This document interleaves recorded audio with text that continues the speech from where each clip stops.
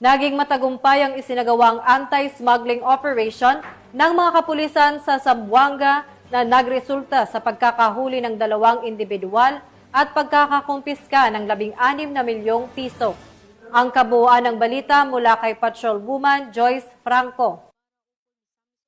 Ang 2 lalaki, kabilang ang isang pulis, matapos mahulihan ng mahigit 16 milyong halaga ng smuggled na sigarilyo sa isinagawang operasyon ng mga kapulisan ng Zamboanga City Police Station 4 Intelligence Section kasama ang 1st Special Operations Unit Maritime Group, Zamboanga City Maritime Police Station, Special Operation Team RMFB9, S3 Battalion RMFB9 at Tactical Support Company RMFB9 nitong madaling araw ng Setyembre 11, taong kasalukuyan sa Sitio Bactos, Barangay Talabaan, Zamboanga City. Kinilala ang mga naaresto na si alias Ben, 43 anyos, miyembro ng PNP na naka-assign sa Hulusulo at sinasabing may-ari ng mga smuggled na sigarilyo, at si Ernesto, 55 anyos, residente ng Barangay Divisoria, Zamboanga City na siyang driver ng sasakyan. Na-recover mula sa kanila ang isang Isuzu Elf close van na may plakang KBF2276 at may kargang 282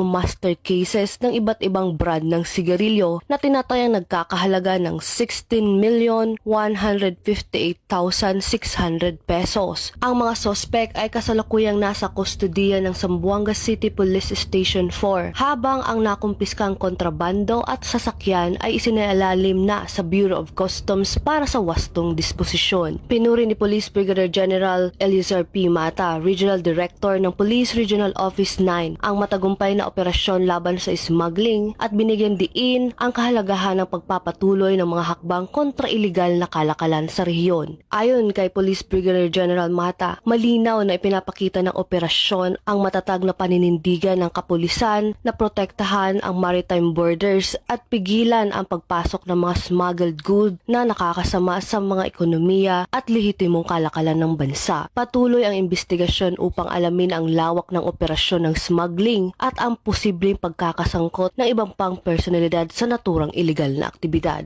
Mula dito sa Zamboanga Peninsula, nagbabalita, ako ang inyong PNN correspondent, Patrolwoman Joyce Franco, alagad ng batas, tagataguyod ng balitang pulis.